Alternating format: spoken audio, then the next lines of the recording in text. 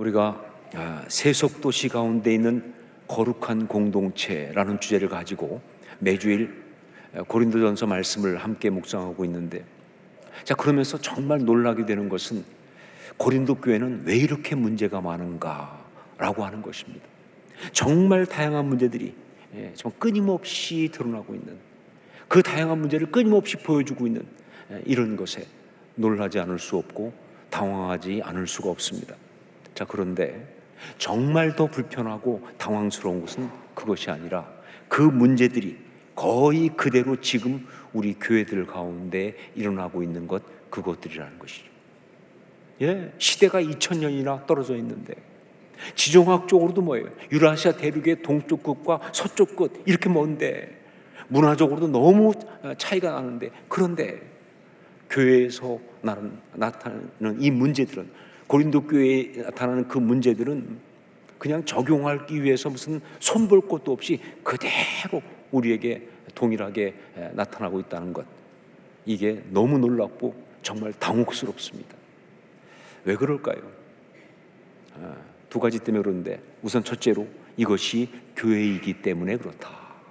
이것이 교회이기 때문에, 전혀 다른 시대와 상황 속에 있지만 교회는 그 본질에 있어서 동일하기 때문에 교회를 무너뜨리는 그 문제도 동일한 것이다 하는 거죠. 그리고 또 하나, 이것이 영적인 문제이기 때문에 그렇다 하는 거죠. 영적인 문제이기 때문에 그렇다. 사람과 사람 사이에 있는 사람들의 문제처럼 보이지만 아니요, 이것은 영적인 문제이기 때문에, 교회를 무너뜨리려는 마귀의 공격에서 오는 영적인 문제이기 때문에 이것이 또한 동일한 것이다 하는 거죠. 그런 우리를 놀라고 당혹스럽게 하는 그 문제 가운데 하나, 오늘 말씀이 다루고 있는 고린도 교회 문제를 함께 보도록 하겠습니다. 1절을 함께 읽습니다. 같이 읽습니다. 너희 중에 누가 다른 이와 더불어 다툼이 있는데 구태여 불의한 자들 앞에서 고발하고 성도 앞에서 하지 아니하느냐. 이게 뭡니까? 성도 사이에 문제가 발생을 했는데 그것을 세상 법정으로 끌고 가서 거기서 고발하는 그런 문제입니다. 여러분, 익숙하지 않아요? 지금도 한국 교회들 가운데 수도 없이 일어나는 문제 아니냐 그 말이죠. 교회 문제를 가지고 세상 법정을 가서 거기서 고발하고 하고 있는 그런 이야기. 교회는 성도들이 모이다 보니까 의견이 서로 다를 수 있어요. 이익이 서로 배치되면서 분쟁과 갈등이 있을 수 있습니다. 갈등과 분쟁이 안 생기면 물론 좋지만 인간들이 모였으니까 이건 어쩔 수가 없는 것이죠. 그런데 이게 문제가 되는 게 아니에요. 그렇게 교회 안에 문제가 있다고 그 얘기 지금 바울 사도가 하고 있는 것이 아니에요. 문제는 뭐냐? 그것을 세상 법정으로 끌고 간다는 데 문제가 있다는 것이죠. 그 문제를 세상 법정에 가서 고발하고 거기서 시시비비를 가리면서 그러면서 해결하겠다고 하는 그런 성도들이 있다는 것, 이것이 바로 바울 사도의 분통을 터뜨리고 있는 거예요. 그걸 뒤집어지게 만들고 있는 것이다. 우리 5절 말씀을 함께 읽겠습니다. 5절 같이 읽습니다. 내가 너희를 부끄럽게 하려 하여 이 말을 하노니 너희 가운데 그 형제 간의 일을 판단할 만한 지혜 있는 자가 이같이 하나도 없느냐. 여기 내가 너희를 부끄럽게 하려 하여 이 말을 하노니, 저는 처음에 이걸 읽었을 때는요 이렇게 읽었습니다. 내가 너희를 부끄럽게 하려고 이렇게 말하는 게 아니다 라고 하는 줄 알았어요. 왜냐하면 이게 맞으니까. 그렇잖아요. 누가 그 말할 때 내가 부끄럽게 하려고 이 말하는 거 아니야 라고 보통 말하잖아요. 그래서 그런 말인 줄 알았는데 아니요, 부끄럽게 하려고 이렇게 말한다는 거예요. 이게 무슨 말입니까? 그렇죠, 열 받을 대로 받았다 그런 이야기예요. 그렇죠? 바울이 지금 열 받을 대로 받은 거예요. 너무 화가 나는 거예요. 내가 너 부끄럽게 하려고 이 말하는 거야. 지금 분통을 터뜨리고 있는 것이다. 그러면 성도 간의 문제를 세상 법정에 끌고 가는 것이 도대체 뭐길래 바울 사도가 이렇게 열받고 분통을 터뜨리고 있는가? 아니, 문제가 생기면 세상 법정에 갈 수도 있는 거 아닌가? 조심스럽게 말합니다. 만일 성도와 성도 간에 어떤 비즈니스의 문제가 생기거나 어떤 형법상의 문제가 생기거나 혹은 상법상의 문제가 생겼을 경우에 그건 세상 법정에 갈 수 있어요. 그러나 여러분, 정확히 말씀드리면 그건 성도 간의 문제가 아니죠. 그건 사람 사이의 문제죠. 그건 교회 안의 문제가 아니죠. 그런데 만약 성도 간에 그런 것이 아닌 의견의 대립이나 관계에서 오는 어떤 갈등, 그래서 불거지는 명예훼손 등등 이런 것들, 혹은 교회의 주도권을 가지고 있는 어떤 그런 문제라고 한다면, 이것은요, 교회 안에서 신앙적으로 해결해야 하는 것들이죠. 그리고 신앙적으로 얼마든지 해결할 수 있는 것들입니다. 그게 교회 아니에요. 그런데 이것을 갖다가 세상 법정으로 가져와서 거기서 고발하는 거, 이게 문제다. 이게 결국 무슨 얘기입니까? 세상 법정의 힘을 빌어서 교회 안의 문제를 해결하겠다 하는 이야기인데, 정확히 말합시다. 말은 문제를 해결하겠다고 하는 것이지만 사실은 뭐예요? 세상 법정의 힘으로 다른 성도를 혼내주겠다는 거 아니에요? 그런 것이죠. 그렇게 보복하고 복수하겠다는 거 아니에요? 지금 고린도 교회가 바로 이런 문제 가운데 있는 겁니다. 자, 그러면 이것이 왜 그렇게 문제가 되는가? 여러 가지로 정말 다 문제가 되지만 그 무엇보다 가장 심각한 것은 이것이 바로 하나님의 형상을 회복해야 될 교회가 자신의 하나님의 형상을 완전히 파괴하는 그런 행동을 하는 것이기 때문에 이게 문제가 있는 거예요. 여러분, 교회는 하나님의 형상을 회복하는 것이 교회 아닙니까? 근데 그런 교회가 자신의 하나님의 형상을 완전히 파괴하는 그런 행동을 하는 것이기 때문에 이게 심각한 거예요. 창세기 1장 26절 28절 거기 하나님의 형상이 나옵니다. 그런데 여러분, 이 하나님의 형상, 여기에는 세 가지의 중요한 개념이 있어요. 그게 뭐냐면, 첫째가 복입니다. 복. 두 번째가 생명력이에요. 세 번째가 가치예요. 하나님 형상 그 이야기 속에는요, 복과 생명력과 가치라고 하는 세 가지의 개념이 들어가 있어요. 자, 그런데 교회의 문제를, 성도 간의 문제를 세상 법정으로 가지고 와서 고발하고 하는 이런 것들은 스스로 하나님의 형상의 이 세 가지를 다 파괴하는 그런 것이기 때문에, 그런 어리석은 것이기 때문에 이게 문제가 있는 것이다. 심각한 것이다. 여러분, 성도는 하나님의 형상을 가진 사람입니다. 성도는 하나님의 형상을 가진 자들이에요. 그래서 그는 어떤 경우에도 첫 번째로 복받은 자로 다른 사람을 축복해야 합니다. 이게 성도예요. 성도는요, 어떤 경우에도 복받은 자로 다른 사람을 축복해야 되는 거예요. 이게 성도예요. 그리고 두 번째, 서로 격려하고 의욕을 북돋아주고 살려주는 그런 사람이어야 한다. 성도는 서로 격려하고 의욕을 북돋아주면서 살려주는 그런 사람이어야 한다는 것이죠. 그리고 뿐만 아니라 성도는 고상해야 합니다. 고상해야 한다. 남의 가치를 존중할 뿐만 아니라 자신의 영적 자존심을 지킬 줄 알아야 그게 성도예요. 스스로 하나님 앞에서 늘 부끄러운 줄 알면서 추잡하고 어떤 비열한, 그렇게 되면 안 되는 거예요. 아무리 하고 싶어도, 아무리 욕심이 나고, 아무리 정말 그게 유익할 것 같아도 그렇게 함으로써 내 존엄성이 떨어지고 내 가치가 짓밟아진다면 멈출 수밖에 없는 거예요. 이게 성도예요. 하지 않습니다. 참습니다. 손해를 보더라도 감수한다, 그 말이에요. 이게 성도라는 것이죠. 자, 그런데 성도 간의 분쟁을 세상 법정으로 끌고 나가는 것은 이 세 가지의 하나님의 형상의 요소를 다 박살내는 아주 그런 짓이다. 보세요. 우선 그것은 서로 저주하는 행위입니다. 이건 저주하는 행위예요. 아니, 여러분, 재판을 하면서 그러면서 축복하려고 재판하는 사람이 어디 있어요? 죽이겠다는 거 아니에요. 망하게 하겠다는 거 아니에요. 그를 고통 속에 빠뜨리겠다는 거 아니에요. 저주하는 거죠. 이건 저주하는 짓이에요. 두 번째, 그러므로 이것은 생명을 죽이는 겁니다. 생명을 죽이는 거예요. 재판 중에 있는 사람은요, 어떤 경우에도 건강한 의욕이 있을 수가 없습니다. 그 스트레스와 그 어떤 그런 분노와 그 절망과 낙심, 이게 그의 정서일 뿐이에요. 꼭 사형 언도를 내리지 않아도 결국은 사형시키겠다는 거 아니에요. 이게 재판이죠. 죽이겠다는 거예요. 무엇보다도 이것은 우리의 영적인 자존심을 완전히 바닥에 내팽개치는 거예요. 예, 재판을 한다는 것은 우리의 영적인 자존심을 완전히 바닥에 내팽개치는 거예요. 바로 이것이 바울 사도를 특히 격분하게 한 것입니다. 우리 2절로 5절, 좀 긴 말씀이지만 함께 같이 읽도록 하겠습니다. 2절로 5절 같이 읽습니다. 성도가 세상을 판단할 것을 너희가 알지 못하느냐? 세상도 너희에게 판단을 받겠거든 지극히 작은 일 판단하기를 감당하지 못하겠느냐? 우리가 천사를 판단할 것을 너희가 알지 못하느냐? 그러하거든 하물며 세상 일이랴. 그런즉 너희가 세상 사건이 있을 때에 교회에서 경히 여김을 받는 자들을 세우느냐?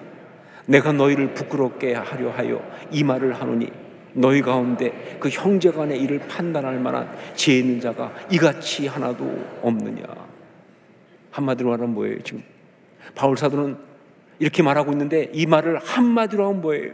예, 영적 자존심도 없느냐 그 얘기죠. 영적 자존심도 없느냐? 아니, 세상을 바꾸고 세상을 회복시켜야 할 그런 교회와 성도가 세상에게 판단을 받겠다고? 넌 영적 자존심도 안 상하니? 넌 영적 자존심도 없니? 이런 이야기죠. 제가 아는 이야기 중에 가장 정말 부끄럽고 힘든 이야기, 그래서 모처럼 저는 안 하려고 하는데 오늘은 안 할 수 없는 이야기가 하나 있습니다. 제가 아는 교회에서 있었던 이야기예요. 교회에 분쟁이 생겼습니다. 그래서 목사님을 지지하는 그런 장로님, 권사님, 집사님들 그룹과 목사님을 반대하는 그런 장로님, 권사님, 집사님들 그룹들이 나뉘어가지고 서로 싸우기 시작한 거예요. 자, 그러다가 어느 날 이 한쪽 편에서 다른 편들을 주일날 교회 못 오게 아예 문을 막아버렸어요. 먼저 넌 오지 마 그래가지고 주일날 이제 예배를 못 오게 오면서 시끄럽고 하니까 이제 문을 막은 거예요. 그러니까 한쪽 편에서는 이건 불법이다 그래가지고 경찰을 불렀어요. 경찰이 와가지고 이제 문을 열으라고 하니까 이쪽에서는 안 열고, 그러면서 막 또 이쪽에서는 또 막 서로 얘기하는 가운데 싸움이 붙은 거예요, 양쪽 편. 그래가지고 서로 상대방에게 막 소리 지르고 욕설을 퍼붓고 막 폭력까지 행사할 정도로. 그러다 보니까 경찰이 막 그 상황에서 이걸 말려야 되잖아요. 그때 경찰이 말리면서 한 말이 뭐예요? 목사님, 장로님, 권사님, 집사님들, 제발 진정하십시오. 여기가 교회 아닙니까? 오늘이 예배드리는 날 아닙니까? 누가 말했다고요? 경찰이. 누구한테? 성도들한테.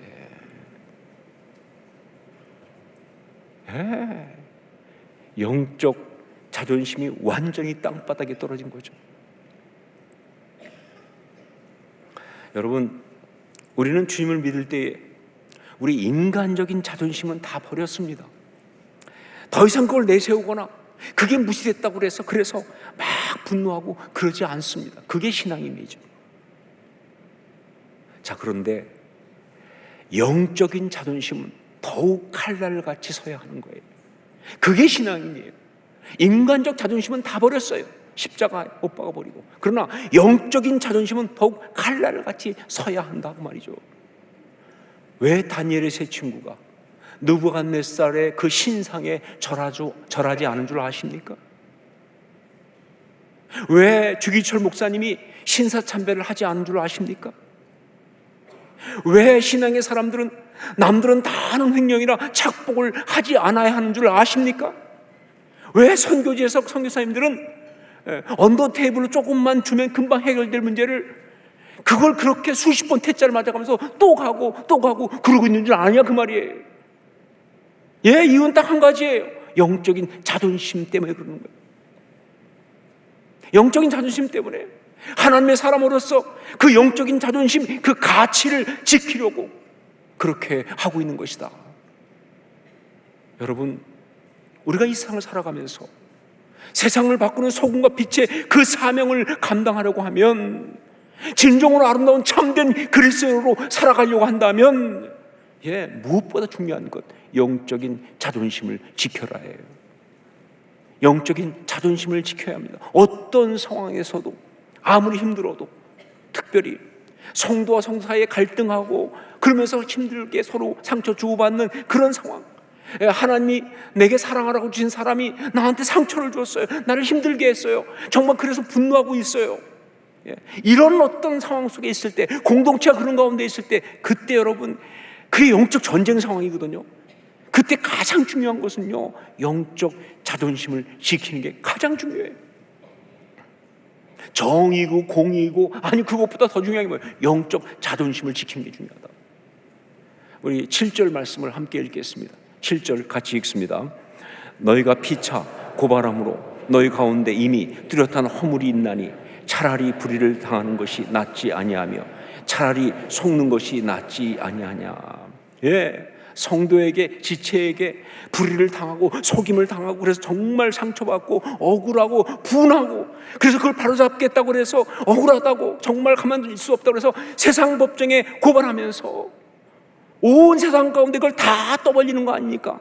여러분, 여기서 나오는 이 세상 법정에 고발한다는 건 단지 그냥 법정에다가 뭐 고소하는 것만 말하는 게 아니라 결국 뭐 세상에 다 떠벌리는 거예요. 우리가 많이 보는 것처럼 어떤 사람 그러지 않습니까? 뭐 세상 사람들 다 들으십시오, 이렇게 할 수가 있습니까? 내가 다 이걸 다 얘기하고 말 거야. 그럼 요즘 같은 뭐예요? 막 유튜브에 막 올리고 막 그러지 않습니까? 그렇죠? 막 그런 거 말하는 거예요. 억울하니까, 분하니까, 정 가만둘 수 없으니까, 혼내줘야 하니까, 손봐야 하니까. 그런데 그것이 지체라면, 그게 같은 성도라면, 그게 같은 가족이라면, 그거는요, 영적 자존심을 스스로 내팽개치는 진짜 어리석은 짓이라는 거죠. 그럴 바에는 차라리 불의를 당하는 것이 낫고 차라리 속는 것이 낫다라고 바울이 지금 말하는 거예요. 그럴 바에는 영적 자존심을 지키는 것은 신앙생활 가운데 어떤 것보다 중요하다는 거예요. 자, 그러면 우리가 어떻게 영적 자존심을 지킬 수 있는가? 특히 이렇게 성도에게, 지체에게 상처받고 억울한 일을 당했을 때, 즉 마귀가 다른 사람이 아닌 나의 가장 가까운 사랑하는 지체들을 통해 가지고 나를 공격한 거예요. 우리 공동체를 공격한 거예요. 이런 일이 있을 때 그때 우리는 어떻게 해야 되느냐? 이 치열한 영적 전쟁의 상황 속에서 어떻게 우리는 영적 자존심을 지킬 수 있을까? 그 답이 11절에 정확하게 나와 있습니다. 11절 말씀 같이 읽겠습니다. 11절 같이 읽습니다. 너희 중에 이와 같은 자들이 있더니 주 예수 그리스도의 이름과 우리 하나님의 성령 안에서 씻음과 거룩함과 의롭다 하심을 받았느니라. 이게 무슨 말이에요? 언뜻 보면 이해가 안 되죠. 무슨 말인지. 그렇습니다. 그런데 이걸 정확하게 이해하려면 그 앞에 8절에 나오는 그는 너의 형제로다 라는 말과 연결해서 봐야 돼요. 이것은 8절에 그는 너의 형제로다 라는 말과 연결된 그런 말씀이에요. 무슨 얘기냐? 성도가, 지체가 나에게 정말 불의한 짓을 하고 상처를 주며 힘들게 하고 억울하게 한다 할지라도 그는 여전히 불의한 자가 아니라 형제라는 거예요. 마귀가 아니라 나의 지체라는 겁니다. 주 예수 그리스도의 이름과 우리 하나님의 성령 안에서 씻음과 거룩함과 의롭다 하심을 받은 나의 형제, 나의 지체라는 거예요. 이게 답입니다. 이것이 우리 영적 자존심을 지킬 수 있는 처방이고 해법이고 비밀이에요. 자, 그런데 여러분, 이 말씀을 보면서 무엇이 떠오르십니까? 이 이야기를 들으면서 여러분 무엇이 떠오르십니까? 저는 이 말씀을 묵상하는 가운데 그때 성령께서 저한테 주신 말씀이 있었는데 그것이 바로 요한복음 13장 1절이었어요. 요한복음 13장 1절, 6월절 전에 예수께서 자기가 세상을 떠나 아버지께로 돌아가실 때가 이른 줄 아시고 세상에 있는 자기 사람들을 사랑하시되 끝까지 사랑하시니라. 여러분, 이 말씀을 하고 있는 상황이 어떤 줄 아십니까? 뒤이어 2절에 마귀가 벌써 시몬의 아들 가룟 유다의 마음에 예수를 팔려는 생각을 넣었더라 라고 정확히 나오는 것처럼 지금 그 예수님 곁에 있는 제자들, 그들의 마음을 다 마귀가 다 장악했어요. 그들 속에 그 마귀의 역사해가지고 그들이 뭐예요? 예수님 딴 생각 다 품고 있고요. 그 심지어 예수를 팔아먹겠다는 그런 것이 다 지금 하고 있는 그런 상황이에요. 그러니까 이걸 다 알고 있는 예수님 입장에서는 얼마나 힘드셨겠어요. 이걸 다 알고 있는 예수님께서 얼마나 힘드셨겠느냐. 마음이 얼마나 아프고, 그리고 이 불의를 어떻게 하면 좋아요? 이 완악함을 어떻게 하면 좋습니까? 정말 화가 나고 그냥 둘 수 없는 상황처럼 보이는데, 그런데 그런 상황에서 예수님은 어떻게 하셨다고요? 세상에 있는 자기 사람들을 사랑하시되 끝까지 사랑하시기로 작정하신 거예요. 세상에 있는 자기 사람들을 사랑하시되 끝까지 사랑하기로 작정하신 거예요. 마음만 그렇게 먹은 것이 아니라 그리고 어떻게 했어요? 갑자기 벌떡 일어나셔가지고 대야의 물을 떠가지고 와서 뭐예요? 그들의 발을 씻기기 시작했습니다. 예수를 팔려고 하는 그 마음을 품은 자의 그 발을, 딴 생각 품고 있는 그런 모든 그런 그들의 발을, 그러나 여전히 자기 사람들인 그들의 발을. 왜 그러셨을까요? 여러 가지 깊은 영적인 뜻이 다 여기 있죠. 그런데 이번에 이 말씀 묵상하는데 너무 감동처럼 저한테 다가온 것은 이거였습니다. 그렇다. 예수님은 당신의 영적 자존심을 지키려고 그렇게 하신 것이다. 당신의 사람들, 당신의 제자들에게 외면당하고 배신당했다고 그렇게 드러내면서 그렇게 이야기하면, 그러면 마귀 앞에서 쪽팔리잖아요. 마귀에게 쪽팔리기 싫어서.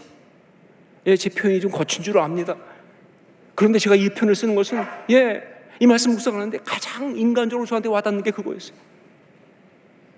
정말 예수님이 어떤 그런 마음일 수 있겠다, 인간적으로 본다면. 영적 자존심을 지키기 위해서,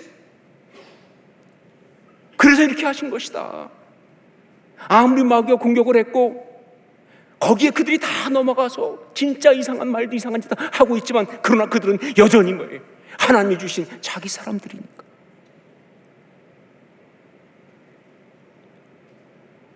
영적 자존심을 지키기 위해서, 그래서 끝까지 사랑하기로, 그리고 그 발을 씻기는, 이것이 바로 우리 주님이 친히 보여주신 십자가 신앙입니다. 우리는 이 세상 가운데 하나님의 자녀로 구원받은 그리스도인으로 살면서 참된 신앙인으로 살기 위해서 세상을 바꾸고 변화시켜서 하나님의 나라가 되게 하는 그 거룩한 사명을 감당하기 위해서 무엇보다 중요한 것, 그게 바로 영적인 자존심을 지키는 것, 그것이다. 이걸 잊지 마셔야 돼요. 어떤 순간에도 가장 먼저 챙겨야 할 것이 영적인 자존심을 지켜야 합니다. 어떻게 하면 영적인 자존심을 지킬 수 있을까? 그 영적인 자존심을 지키는 길은 십자가 신앙밖에 없습니다. 십자가 신앙. 세상에 있는 자기 사람들을 사랑하시되 끝까지 사랑하신 우리 주님의 그 십자가의 능력을 의지하고 믿고 그 능력으로 살아가는 바로 그 신앙, 십자가 신앙밖에 없다 하는 것이죠. 기도하겠습니다.